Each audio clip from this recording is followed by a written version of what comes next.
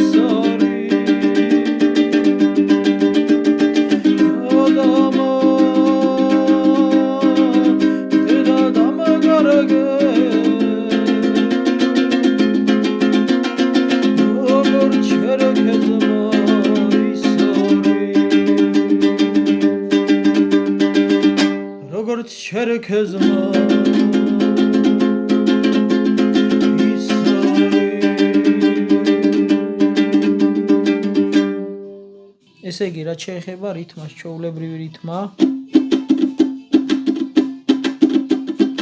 შეგიძლიათ ასექნათ, შეგიძლიათ ჩვეულებრივი.